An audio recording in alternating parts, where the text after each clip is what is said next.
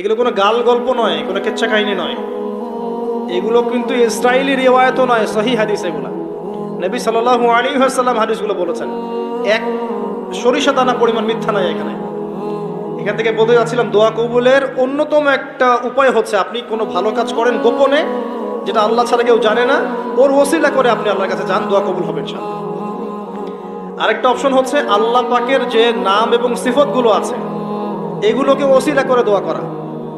যেমন, আল্লাহ তোমার রহমান নামের ওসিলায় আমি তোমার কাছে দয়া চাচ্ছি, তোমার আল গফুর নামের ওসিলায় আমি ক্ষমা চাচ্ছি, তোমার আর রাজ্জাক নামের ওসিলায় আমি রিজিক চাচ্ছি, ওয়াহাব নামের ওসিলায় আমি সন্তান চাচ্ছি, ইত্যাদি। কথা কি বুঝতে পারছেন? যে নামের সাথে যে বিষয়টা যায় এটা ওসিলা করে আপনি দোয়া করলে ইনশাআল্লাহ তাআলা আপনি আপনার ফলাফল পাবেন। আর একটা সবচেয়ে বড় অস্ত্র শিখিয়ে দিচ্ছি, এটা আমি কাউকে শিখাইনি আজ পর্যন্ত, আজকেই প্রথম। এবং আমি আমার জীবনে দেখেছি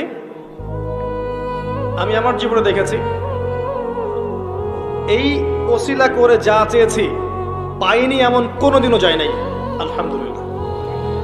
আমি সম্পূর্ণ আল্লাহ পাকের কৃতজ্ঞতা এবং শুকরিয়া আদায় করছি। এইটা ওসিলা করে আমি যা চেয়েছি আমি সারা জীবনে তাই পেয়েছি।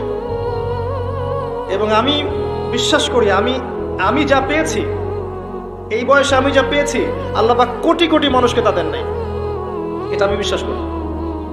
এই বয়সে আমি যা পেয়েছি আল্লাহ পাক আমাকে যা দিয়েছেন, যত দিয়েছেন, কোটি কোটি মানুষকে আল্লাহ পাক তা দেন নাই,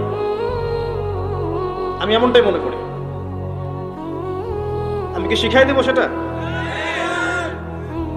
আপনি আল্লাহ পাকের তাওহীদের ওসিলা দিয়ে দোয়া করেন।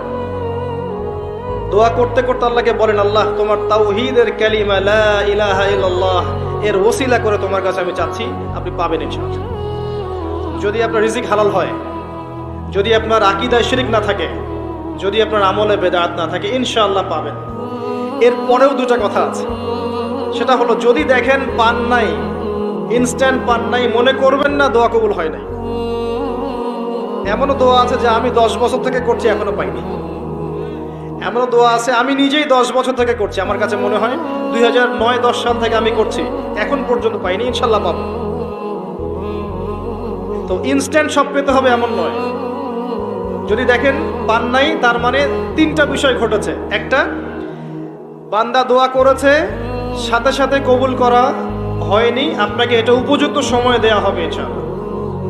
2 নাম্বার, এই যে আপনি আল্লাহর কাছে চেয়েছেন, এর ওসিলায় আল্লাহ পাক আপনার আমল, আপনার তাকদীর থেকে কোনো বিপদ আপদ সরিয়ে দিয়েছেন, আপনি বুঝতে পারেননি। আপনি দোয়া করেছেন, হয়তো মনে হচ্ছে আপনি পান নাই, কিন্তু এর ওসিলায় আল্লাহ পাক আপনার তাকদীর থেকে কোনো বিপদকে মিটিয়ে দিয়েছেন, আপনি বুঝতে পারেননি। আরেকটা হচ্ছে দুটার কোনোটাই হয়নি, কিন্তু পরকালে কিয়ামতের মাঠে আল্লাহ আপনাকে দিবেন জন্য জমা রেখেছেন। অতএব দোয়া করলে কোনো লস নাই।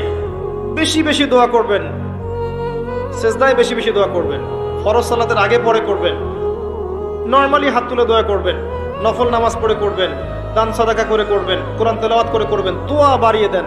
আত্মশুদ্ধির কথা আমরা যে বলি না, কয়েকটা বিষয় জড়িত।